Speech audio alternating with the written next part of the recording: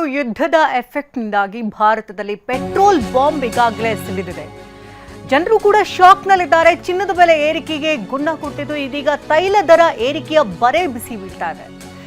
ಮೋದಿ ಮಿತ ಬಳಕೆ ಮಾತಿನ ಬೆನ್ನಲ್ಲೇ ಬೆಲೆ ಏರಿಕೆ ಅಸ್ತ್ರವನ್ನ ಬಿಡಲಾಗಿದ್ದು ಎಸ್ಪಿಜಿ ಭದ್ರತಾ ವಾಹನ ಕಡಿತಗೊಳಿಸಿದಂತ ಪ್ರಧಾನಿ ಮೋದಿ ಮಿತ ಬಳಕೆ ಮಂತ್ರವನ್ನ ಜಪಿಸುತ್ತಲೇ ಸಾಮಾನ್ಯರಿಗೆ ಇದು ದೊಡ್ಡ ಮಟ್ಟದಲ್ಲಿ ಬರೆ ಹಾಕುವಂತಹ ಸಂದಿಗ್ಧ ಪರಿಸ್ಥಿತಿ.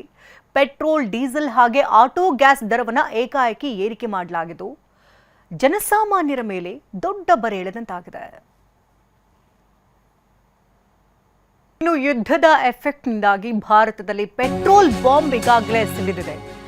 ಜನರು ಕೂಡ ಶಾಕ್ನಲ್ಲಿದ್ದಾರೆ. ಚಿನ್ನದ ಬೆಲೆ ಏರಿಕೆಗೆ ಗುನ್ನ ಕೊಟ್ಟಿದ್ದು ಇದೀಗ ತೈಲ ದರ ಏರಿಕೆಯ ಬರೆ ಬಿಸಿ ಬೀಳ್ತಾ ಇದೆ. ಮೋದಿ ಮಿತ ಬಳಕೆ ಮಾತಿನ ಬೆನ್ನಲ್ಲೇ ಬೆಲೆ ಏರಿಕೆ ಅಸ್ತ್ರವನ್ನ ಬಿಡಲಾಗಿದ್ದು ಎಸ್ಪಿಜಿ ಭದ್ರತಾ ವಾಹನ ಕಡಿತಗೊಳಿಸಿದಂತ ಪ್ರಧಾನಿ ಮೋದಿ ಮಿತ ಬಳಕೆ ಮಂತ್ರವನ್ನ ಜಪಿಸುತ್ತಲೇ ಸಾಮಾನ್ಯರಿಗೆ ಇದು ದೊಡ್ಡ ಮಟ್ಟದಲ್ಲಿ ಬರೆ ಹಾಕುವಂತಹ ಸಂದಿಗ್ಧ ಪರಿಸ್ಥಿತಿ. ಪೆಟ್ರೋಲ್, ಡೀಸೆಲ್ ಹಾಗೆ ಆಟೋ ಗ್ಯಾಸ್ ದರವನ್ನ ಏಕಾಏಕಿ ಏರಿಕೆ ಮಾಡಲಾಗಿದ್ದು ಜನಸಾಮಾನ್ಯರ ಮೇಲೆ ದೊಡ್ಡ ಬರೆ ಎಳೆದಂತಾಗಿದೆ.